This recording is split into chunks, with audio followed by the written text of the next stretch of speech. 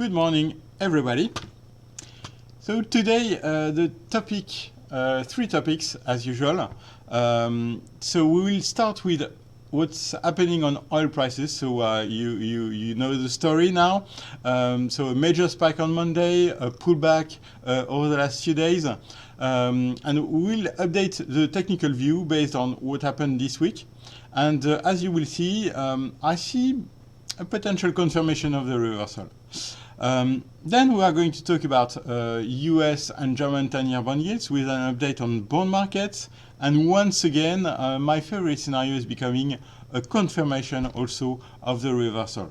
Then we will end with an update on US indices, this time with some market-based indicators, so Russell 2000 and advanced decline line. And as you will see this time, no reversal in sight. So first, on Brent. As you know, so major spike on Monday following Saudi's attacks. So the Brent prices were up 10%, breaking above important resistances. So this resistance line, the other one here, and also breakout above the 200-day moving average for the first time since May. So a quite significant bullish reversal on Brent prices. And even though we saw a significant setback over the last couple of days, for me, there is still a high probability of seeing a bullish reversal. So that's what the bullish gap open on Monday morning suggests. So for me, the critical support for the bull case is pretty clear. It's 60 US dollar.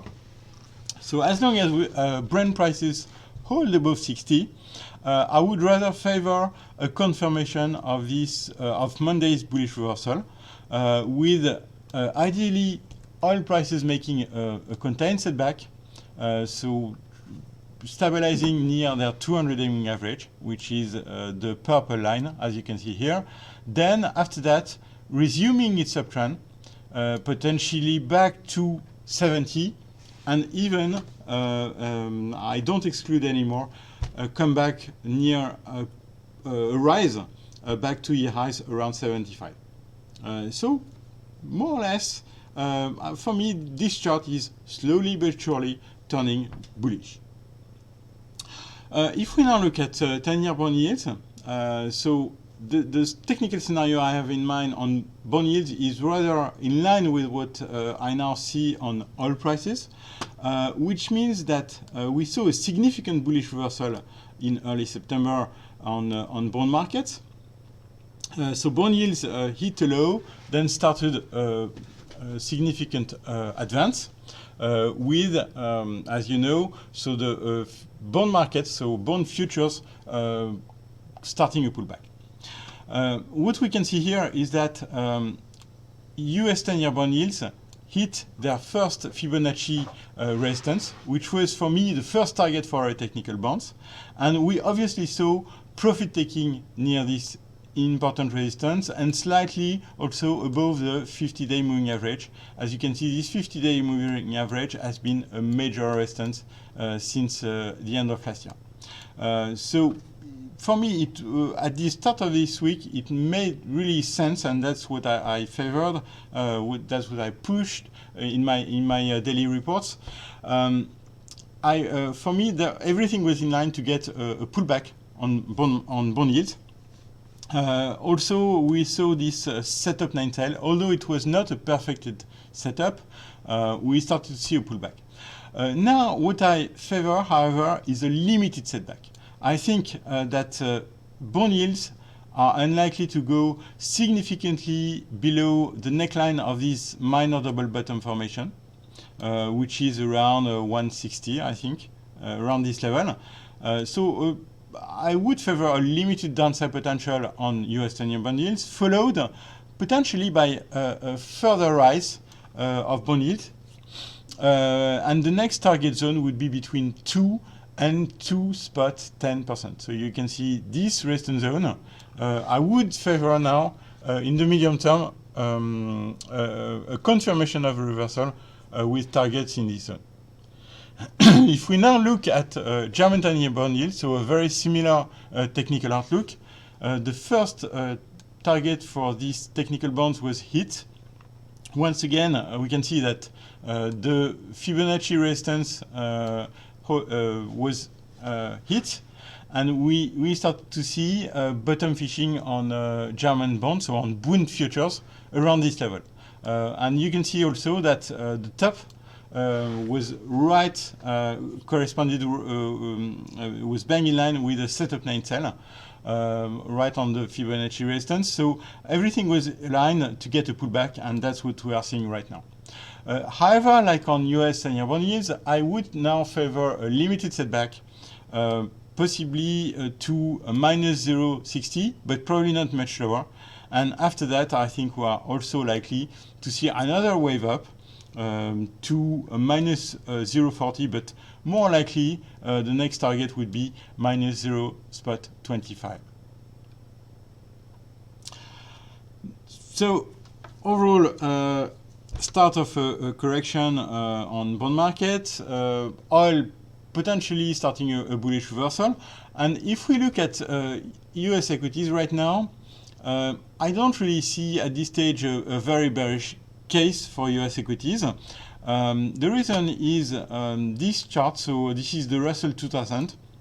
As you can see, the Russell 2000, which was close to make a significant breakdown a month ago, held bond stuff its important support, and even moved back above resistances. So short-term resistances, you can see the 200 moving average here, and also the neckline of a minor double bottom.